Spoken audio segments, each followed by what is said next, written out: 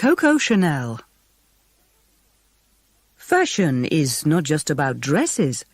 Fashion is something in the air. Fashion is in the sky, the street. Fashion is about ideas, the way we live, what is happening. Coco Chanel.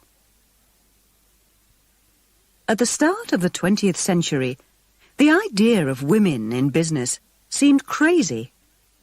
In those days, men held all the positions of power and made all the decisions about money. They believed that a woman's place was in the home, looking after her children, cooking for her family, and managing the house. If a woman needed to work, she could perhaps find a job in a shop or in a factory, but she had no chance of working as a businesswoman or a banker or a lawyer. Women's fashions in the US and Europe at that time supported this idea of their position in society. Fashionable women wore long dresses that almost touched the ground. This made it difficult for them to drive a car, ride a horse, or even walk quickly. As a result, they needed men to arrange their travel for them. A fashionable woman was also expected to keep her skin as white as possible, to show that she didn't work outside in the sun. This meant that women spent a lot of time indoors.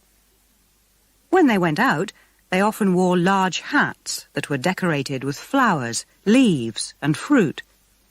These protected their faces from the sun and made it even more difficult for them to move around.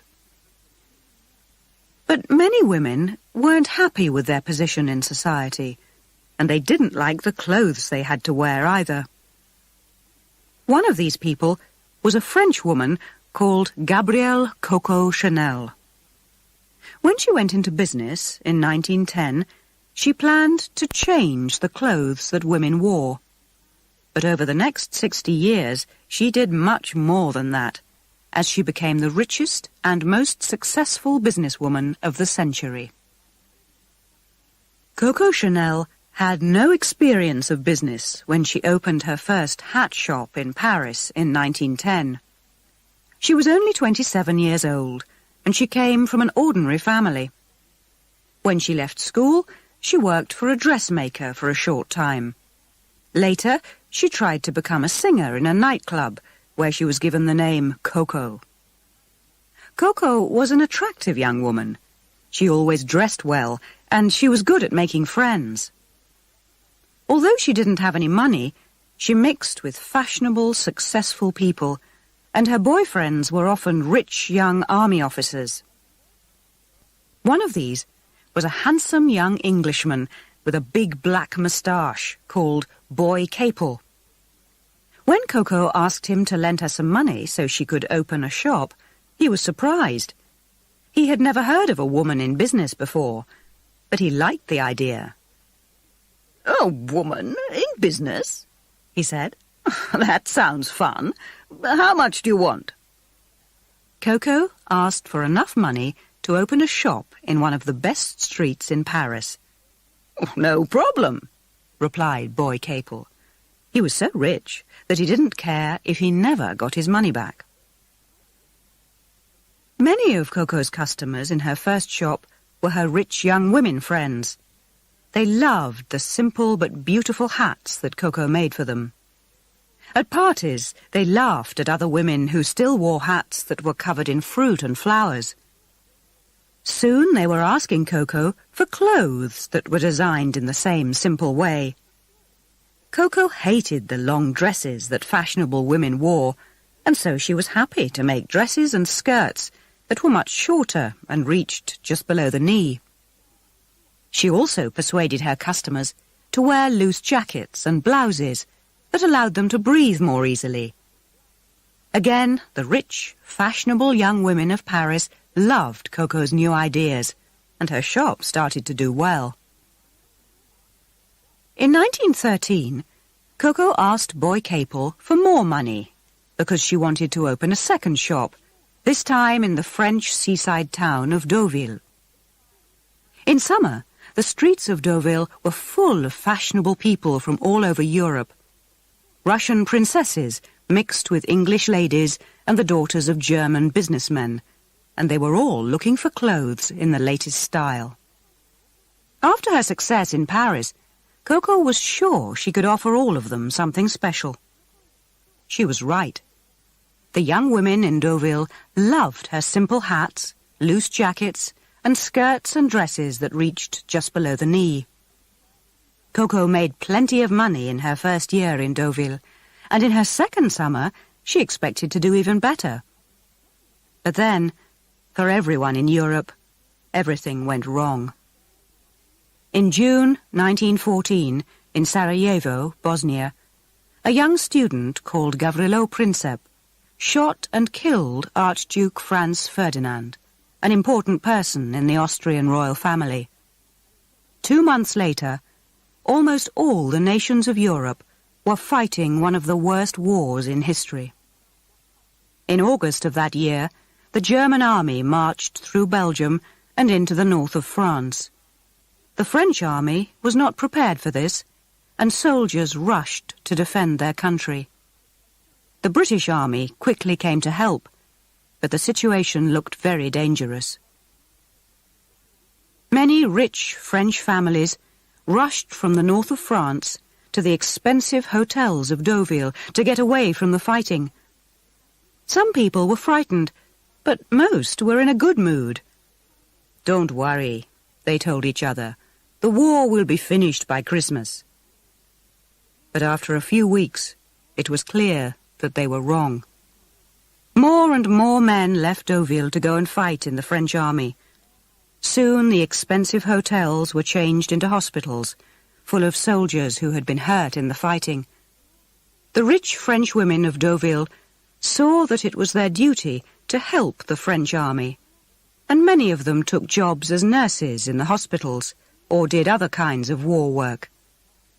But after a few days, they realized that it was impossible to work in their long dresses. They looked around for different things to wear. "Where can we find clothes that are stylish, but will also allow us to work?" they asked each other. They found the answer in Coco Chanel's new shop. Her simple hats, loose jackets, and straight skirts were just what these women needed. They were stylish, but they also allowed women to move around quickly. Coco was soon selling clothes as fast as she could make them. A year later, in the summer of 1915, Coco had worked so hard for so long that she was ready for a holiday. So Boy Capel took a break from his job with the British Army, and together they went to Biarritz in the south of France. The mood in this seaside town was very different to the mood in Deauville. In Deauville, everyone spent all their time worrying about the war. In Biarritz, people just wanted to have a good time and to forget about it. The town was full of young army officers who were spending a few days away from the fighting with their wives and girlfriends. There was dancing in the big hotels every night. The shops and restaurants were always busy. But the war meant that it was hard for women in Biarritz to find the sort of fashionable clothes that they wanted. Coco immediately saw a business opportunity. She realized that women in Biarritz wanted a different style of clothes from women in Deauville. These women wanted to go out and have fun. They wanted to look good, and they didn't really care how much they paid for their clothes. "Don't you see?" she said to Boy. "This could be a new direction for the business. In Biarritz, I can sell clothes that are modern and simple, but that also allow women to feel beautiful and to enjoy themselves." Boy Capel put his fingers to his big black moustache and thought for a moment. "And," added Coco, "I think women will also pay a very good price for these clothes, if we can sell them in the right way." "What do you mean?" asked Boy. "Well," said Coco, "these clothes need to have a new look. The Chanel clothes in Biarritz will not just be clothes for rich women who work. These clothes will make women feel good when they wear them. Boy wasn't sure about the idea. But where will you get the cloth for these clothes? He asked. No other designer can get cloth at the moment. We are in the middle of a war, you know. Don't worry about that, said Coco. I'll find the cloth. I just need the money. Money? Said Boy Capel. Oh, no problem. I've got plenty of money. Boy Capel sounded confident, but as he lent more money to Coco, he never really expected to see it again. But Coco's idea was quite right. She found that she could still buy cloth across the border in Spain, which wasn't fighting in the war. Then she rented an expensive house in the middle of the town and hired 60 women to make her new dresses. She sold the dresses for very high prices, but women were happy to pay for them. They were so popular that people even came from Madrid to buy them. For the next 3 years, Coco travelled between her 3 businesses in Paris, Deauville and Biarritz, while the First World War continued in the north and east of France. By 1916, over 300 people were working for her. She soon made so much money that she could pay back Boy Capel all that she had borrowed. Coco had been lucky, because the war had given her a chance to make her new designs popular. But she had also shown that she could recognize business opportunities and that she could change her style to suit her customers. When the war finished, in November 1918, Coco was ready to start the next and most successful part of her business life. The First World War completely changed European society. Millions of young men had been killed, and women now had a much more important position in society. Women had shown that they could work in offices and factories while men were fighting in the war. In many countries, women were now allowed to vote for their government for the first time. By the start of the 1920s, women had realized that they could be different from their mothers. They could lead a very different kind of life from the one they had known before the war. After the bad times of the war, rich young people just wanted to spend money and to have fun. They drove their shiny new cars to the beach, where they played games and swam in the sea. Both men and women went to parties, where they smoked cigarettes and drank alcohol. They danced to the music of Louis Armstrong and Jelly Roll Morton. They went to the cinema to watch the films of Charlie Chaplin and Greta Garbo, and they also wore the clothes of Coco Chanel. Women didn't want to return to the long, tight dresses and silly hats of the years before the war. They wanted clothes that allowed them to move around freely. Chanel's style was just right for the time. But now, her clothes were not just for the women of Paris, Deauville and Biarritz. The end of the war meant that she could sell her clothes around the world. For women in the big cities of Europe, she made smart suits of jackets and skirts. And for women on holiday, she designed special beach clothes. In the US, her dresses were so successful that a magazine even compared them to the Ford motor car. Coco's business grew and grew. But Coco didn't just think about clothes. She realized that women couldn't always wear diamonds and other expensive jewelry when they went out, so she started making jewelry that looked real but was made from cheap materials. She also introduced the idea of short hair for women, and for the first time she made it popular for women to go out in the sun so their skin went brown. But Coco's best decision was to go into the cosmetics business. She knew that the cosmetics business and the fashion industry were similar in many ways, and she was sure that her ideas could help her to be successful in this area. She also believed that cosmetics were very important. She once said, "If a woman doesn't wear perfume, she has no future." So, in the early 1920s, she went to see a man called Pierre Wertheimer to discuss her plan. Wertheimer owned the biggest perfume factory in France, and he was very happy to work with such a famous designer. At that time, women wore perfumes which always smelled of flowers. But Coco wanted her perfume to have a completely different smell. Together, Wertheimer and Chanel invented a new kind of perfume, and they decided to sell it in a simple, square bottle. They agreed to give it Coco's name, and she added her lucky number. The result was Chanel No. 5, the most successful perfume of the past 100 years. As Coco grew richer and more successful, she mixed with the most famous people of the time. She loved to be with artists, and she made clothes for shows at theatres in Paris, where she worked with Jean Cocteau, Pablo Picasso, and Sergei Diaghilev. These people all admired Coco's work and understood what she was trying to do. Coco worked in fashion according to rules that seemed to have value only for painters, musicians, and writers, said Jean Cocteau. But Coco didn't just mix with artists. She often went to parties where she met important people like the future King of England, the Prince of Wales, and Britain's future war leader, Winston Churchill.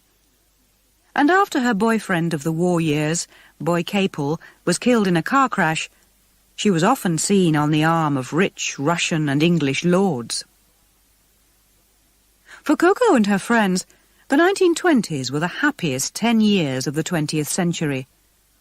But the good times suddenly ended in October 1929, when the stock exchange in Wall Street, New York, crashed. Share prices fell and fell and fell. The world economy was badly damaged. Thousands of businesses closed, and millions of people lost their jobs. For most people, the Wall Street crash was a disaster, but not for Coco Chanel. While ordinary people suffered, the richest people in the world still had money, and they still wanted expensive, fashionable clothes.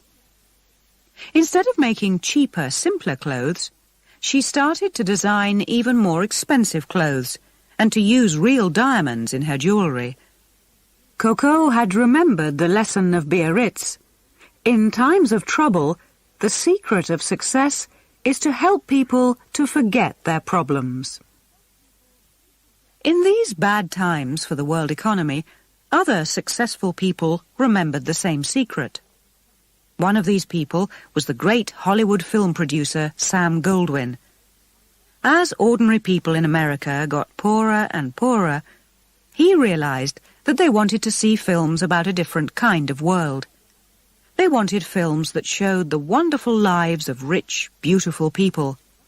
They wanted to go to the cinema and get away from their problems. Goldwyn decided that people in his films should wear the best and the most expensive clothes in the world.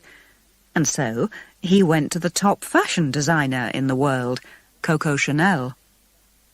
Coco understood his idea immediately, and she was interested. "How much will you pay me?" she asked. $1 million, said Goldwyn. With an offer of so much money, how could Coco refuse? She went to Hollywood, she met the film stars, and then she started work on their clothes. Everyone waited to see the results. The first film was called Tomorrow or Never, and its star was Gloria Swanson. In the film, her clothes were beautiful, but they were quite simple. When the film was shown in the US, people were surprised. They had expected something more for $1 million. When an American newspaper wrote about the film, it said, "Chanel wants a lady to look like a lady. Hollywood wants a lady to look like two ladies." Chanel kept the money, but Sam Goldwyn decided not to use her clothes again. Back in Paris, Coco had more problems. The French economy was in a very bad state. People without work wanted jobs, and the people with jobs wanted more money. Bosses like Coco had everything, while it was hard for many French people to feed their families. In the middle of the 1930s, Coco's business employed around 4,000 people. She thought she was good to the people who worked for her, but some of them had a different opinion. In 1936, 50 of her workers stopped work and sat down in one of her factories in Paris. Coco put on her best suit and rushed to speak to them, but they had locked the door of her factory and she couldn't get in. Coco was very angry. How could they do this to her? She and her workers argued and argued, but they couldn't agree on a solution to their differences. Coco's reply showed that she was a very tough businesswoman. She sacked 300 of them. But still they refused to change their minds. Coco now had an even more serious problem. She had designed some new clothes for a fashion show, and she was worried that they wouldn't be ready. What could she do? She decided to give her workers what they wanted, but she never forgot what they had done to her. At around this time, Coco started to go out with a rich German man called Hans Gunther von Dinklage. She always called him Von D. Nobody knew exactly what Von D was doing in Paris, but many people thought that he was a spy for Germany's Nazi government. This didn't worry Coco, and the two of them started to live together in the expensive Paris Ritz Hotel. But while Coco and Von D enjoyed their life, Europe moved closer to war. In 1938, Hitler's German army marched into Czechoslovakia. The next year, the Germans marched into Poland, and the Second World War began. Although Coco's business had done well in the First World War, she decided that she didn't want to work through another war. Perhaps she was still angry with her workers after the problems of 1936. Or perhaps she had just had enough of business. But for whatever reason, in 1939, Coco closed her fashion business and all her workers lost their jobs. Many people were angry with her and asked her to change her mind, but she simply told them, "This is no time for fashion." Through the winter of 1939 and into 1940, the French people waited and worried. In 1940, the German army arrived and took control of Paris. Many French people started secret groups and continued to fight the Germans, but not Coco. She was happy in her rooms at the Ritz Hotel with her German boyfriend, and she just wanted to enjoy her life. The war hadn't closed the theatres and shops of Paris, so she could still go out and do what she wanted. But as her fashion business was now closed, she needed to find other ways of making money. She knew that her perfume, Chanel No. 5, was still very popular with the French and German women who were living in Paris. She also knew that her partner in the perfume business, Pierre Wertheimer, had left France to get away from the war and was now living in the US. Coco thought she saw an opportunity to take control of the whole perfume business. But although Wertheimer was on the other side of the Atlantic, he was not going to allow this to happen. Chanel No. 5 made him so much money that he didn't want to lose control of it. Coco, Wertheimer, and their lawyers started to argue about it. But while Coco and Wertheimer fought for control of Chanel No. 5, the Germans were slowly losing control of the war. In June 1944, the British and the Americans landed on the beaches of the west of France and started to move towards Paris. 2 months later, they were just outside the city. The Germans realized that they were beaten and started to leave. The people of Paris opened the doors of their houses had parties and danced in the streets. But Coco wasn't so happy. She knew that many French people were angry with people who had helped the Germans in the war, and they wanted to punish them. Would they want to punish Coco? She wasn't going to wait to find out. When the war ended, she left France and went to live abroad. For most of the next 8 years, Coco lived quietly in Switzerland. She soon found out that she was so rich that she didn't need to work. She continued to argue with Pierre Wertheimer about the control of Chanel No. 5 from her new Swiss home. But when he returned to France after the war, they found a way to solve their problems. Wertheimer kept control of the perfume business, but he agreed to pay Coco 2% of the money from sales of the perfume around the world. This meant that Coco was now earning around $1 million a year, and she didn't even have to get out of bed in the morning. As the years passed, some people still remembered the beautiful Chanel clothes from the years before the war, but they soon forgot the rich old lady who had designed them. Although Coco now had everything that she wanted, she didn't really like her new life. She had loved her work, and now she missed the world of fashion. She still read fashion magazines and looked carefully at all the new designs. But Coco found that more and more often she didn't like what she saw. The new star designer in the fashion world was a Frenchman called Christian Dior. In 1947, he produced his new look. His shirts and jackets were tight and made it difficult for women to breathe. His skirts and dresses were narrow at the waist and wide at the bottom, and they reached down to women's shoes. Women loved Dior's clothes. They were very different to the boring clothes and uniforms that they had had to wear during the war years. They were also very different to the Chanel look of the years before the war. Every year, Christian Dior's new look made Coco more and more angry.